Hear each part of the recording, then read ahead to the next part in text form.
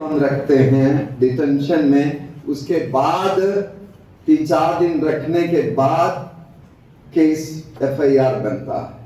और कहीं कहीं बहुत जगह पर पुलिस अपने से FIR बनाती है, कहीं पुलिस के ऊपर दबाव है, FIR इस तरह लिखो, इस तरह लिखो, और खुद लोग आगे आके बोलते हैं मुझे 40,000 रुपया देने का वादा किया कि मैं तुम्हें 40,000 रुपया दे रहा हूँ, तुम ईसाई बन जाओ, और मुझे 5,000 एडवांस में दे दिया गया, बाद में बाकी बाद में दूंगा, इस तरह की बातें। उसके तो झूठी कहानी, मनगढ़ंत कहानी, और कोई आधार नहीं, और बेगुनाह लोगों को जेल में भेज देते हैं, और कोई 2 सप्ताह, कोई 1 महीना, कोई 3 महीना इस तरह जेल में रहते हैं। और एक घटना मैं बताता हूँ आपको। यूपी में इस समय करीब 70 लोग उत्तर प्रदेश के जेलों में बंद है, ईसाई लोग। कोई पास्टर हैं, कोई अपने आप को विश्वासी कहते हैं। लेकिन हमारे पड़ोसी प्रदेश राजस्थान की बात है, जहां आज से 3 महीने पहले एक कैथोलिक चर्च में, एक एस्टैब्लिश चर्च के अंदर लोग घुस गए और वहां हंगामा किया। वहां लोग प्रार्थना कर रहे थे, वो मिसा पूजा जो होता है कैथोलिक लोगों में, उसके दौरान डिस्टर्ब किया, और लोगों ने पुलिस को माने वही जो उत्पीड़ित लोग हैं उन्होंने स्वयं पुलिस को बुलाया। पुलिस आई और इन अत्याचार करने वाले लोगों का साथ दिया। 15 लोगों के खिलाफ FIR बनाया, FIR बाद में बना, लेकिन 10 लोगों को गिरफ्तार किया, और उन 10 में कोई एक ऐसा व्यक्ति है जो कहीं दूर किसी अस्पताल में अपना ब्लड डोनेशन दे रहा था, कर रहा था, अपना खून किसी मरीज के लिए दे रहा था। वो क्रिश्चियन है, वो किसी हिंदू के लिए दे रहा था, लेकिन उनके ऊपर भी धर्मांतरण का आरोप, और 10 लोग 3 महीनों से जेल में बंद है। परसों या कल, मुझे ठीक से याद नहीं, परसों की या कल है, राजस्थान के वो बांसवाड़ा जिले की बात है, वहाँ के अदालत ने इनके बेल को खारिज कर दिया, और वे जेलों में रह रहे हैं। तो इसका परिणाम क्या है?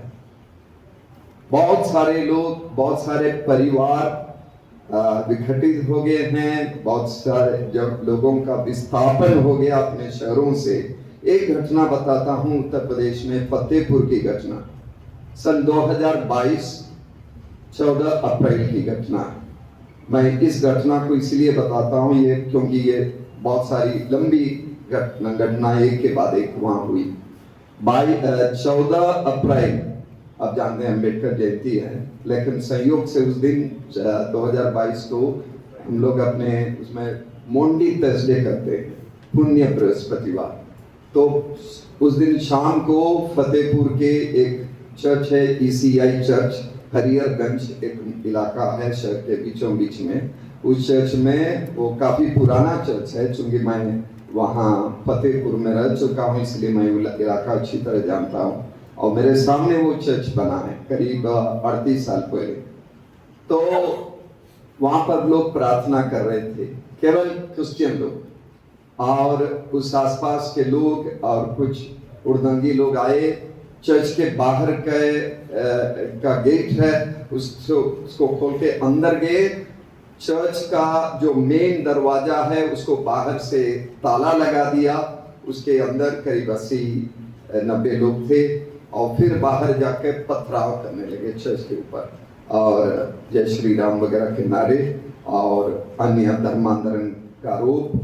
और फिर पुलिस आई, और वहाँ का जो इंस्पेक्टर थे, जो दरोगा जो भी रहे, वो थोड़ा समझदार आदमी था, उनके ऊपर इतना ज़्यादा प्रेशर था इन सबको गिरफ्तार करके जेल भेजो, तो उन्होंने दरवाज़ा खुलवा के जितनी भी महिलाएं और बच्चे थे उन सबको निकाल लिया और थाने ले गए, और बाकी लोगों को अंदर ही रहने दिया। बताया कि इन सबको मैं सबको जेल भेज रहा हूँ। वो थोड़ा समझदार पढ़ा लिखा इंस्पेक्टर था, उसने क्या किया, कुछ देर के बाद जब उनके ऊपर प्रेशर कम हो गया, बाकी लोग चले गए, वे लोग सब कुर्दंगी लोग चर्च में ही थे, तो इन्होंने बच्चों और महिलाओं को अपने अपने घर भेज दिया और आधी रात को उन सारे पुरुषों को जेल भेज दिया गया, फतेहपुर के जिला जेल में। और उसके बाद अलग अलग जगहों से लोग आए, उनकी मदद की। इतवार के दिन शायद वे लोग छूट गए और कुछ 1-2 महीने के बाद उस पुलिस इंस्पेक्टर का तबादला होता है, पनिशमेंट ट्रांसफर, क्योंकि उन्होंने न्याय नहीं किया, ये आरोप लगा के। और सितंबर महीने में लखनऊ से पुलिस का पूरा दस्ता वहां पहुंच जाता है, नए नए लोग वहां अपॉइंट हो जाते हैं। और उस चर्च के सामने सड़क के दूसरी तरफ थोड़ा हटके एक करीब 138 साल पुराना एक अस्पताल है, ब्रॉडवेल क्रिश्चियन हॉस्पिटल, और वो 15-17 एकड़ में फैला हुआ एक बहुत पुराना हॉस्पिटल है, बहुत अच्छी सेवाएं दी जा रही है। इन लोगों का बस ये नियत थी कि उस जमीन को कब्जा किया जाए उस शहर के बीचों बीच में। तो पुलिस की टीम, पूरे जिले से पुलिस का पूरा फोर्स उस हॉस्पिटल के अंदर पहुंच जाते हैं। अंदर जाके अंदर से ताला लगा देते हैं ताकि बाहर से कोई और व्यक्ति अंदर ना पाए। सीधे सारे पुलिस बड़ी संख्या में अलग अलग वार्डों में जाते हैं। कोई पुलिस ऑपरेशन थिएटर के अंदर घुसकर जो डॉक्टर ऑपरेशन कर रहे थे उसको गिरफ्तार करके ऑपरेशन से निकाल लेते हैं और सबको गिरफ्तार करके ले जाते हैं थाने। और बड़ी हलचल हंगामा, और उस हॉस्पिटल के जितने हिंदू और मुस्लिम, खास करके हिंदू स्टाफ थे, वे लोग कुछ दिन के बाद एक रैली निकाल के कि इस हॉस्पिटल में कभी धर्मांतरण की कोई घटना नहीं हुई है, यहाँ इस तरह की बातें नहीं है, बोलकर एसपी के कार्यालय की ओर मार्च कर रहे थे हॉस्पिटल को बचाने के लिए। वहाँ के जो लोग गिरफ्तार किए हुए थे उन्हें बाहर लाने के लिए, तो उनके ऊपर भी लाठीचार्ज हुआ, उन्हें जाने नहीं दिया। फिर गिरफ्तारी पर गिरफ्तारी, पूरे शहर के जितने भी क्रिश्चियन लोग थे सबको भागना पड़ा।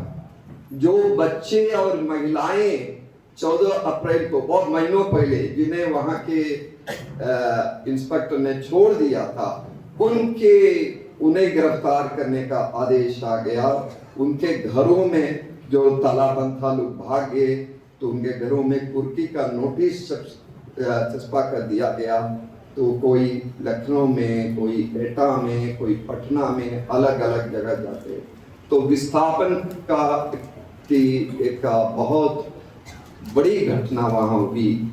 और इसके बाद गिरफ्तारियां पर गिरफ्तारी, इलाहाबाद और कोई कानपुर से पकड़े गए, इलाहाबाद से, कोई गांव से, और नए नए लोग, पार्टियों के, हिंदू संगठनों के लोग आगे आए, नई मनगढ़ंत कहानियां बना के बताने लगे कि हमें इतना रुपया दिया गया, मेरा धर्मांतरण किया गया, वगैरह वगैरह।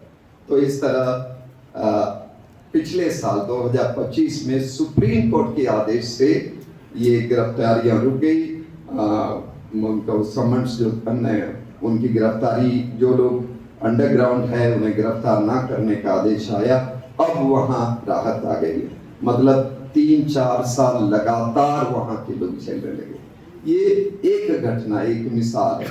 इस तरह उत्तर प्रदेश में लोग इस कानून के तहत परेशान हैं, और मुस्लिम लोग भी परेशान हैं, क्रिश्चियन लोग परेशान हैं, और हम इन बहुत सारी घटनाओं को जानते हैं। मैं धन्यवाद देता हूँ सोशलिस्ट पार्टी का, आप सभी का, कि आपने पहल की है इन चीज़ों को उजागर करने का। और मैं हमारा देश जो है, जो समानता, समता और स्वतंत्रता और भाईचारे की बात हम करते हैं, जो बातें संविधान में हैं, और उन बातों पर विश्वास करने वाले लोग इस देश के ज़्यादातर बहुसंख्यक लोग हैं। और मैं चाहता हूँ कि ये घटनाएं लोगों हर व्यक्ति के पास पहुंच जाए, लोग इन चीज़ों को समझ लें और कानून के माध्यम से किस तरह अत्याचार, असमानता और भ्रष्टाचार बढ़ता जा रहा है। एक बात और करके मैं बैठ जाता हूँ कि पुलिस विभाग को इस कानून से बहुत फायदा हुआ है। गांव-गांव में जहां कहीं लोग काम करते हैं, पादरी लोग हैं, पास्टर लोग हैं, उनसे बड़ी रकम की वसूली हो रही है। किसी से 4 लाख, किसी से 5 लाख, कुछ पास्टर लोग खुद जाके देने के लिए मजबूर हैं। उन्हें बताया गया कि इतना नहीं देंगे तो तुम्हें गिरफ्तार कर लेंगे। उसके देने के बावजूद बार बार मांग रहे हैं और परेशान हैं। तो पुलिस विभाग की माने उनका पुलिस लोगों का, अधिकारियों का 5 उंगलियां घी में हैं, लेकिन लोग परेशान हैं, त्रस्त हैं। और इससे बचाव की क्या तरीका है, इस पर विचार करना हम सबकी जिम्मेदारी है। बहुत बहुत धन्यवाद। नमस्कार।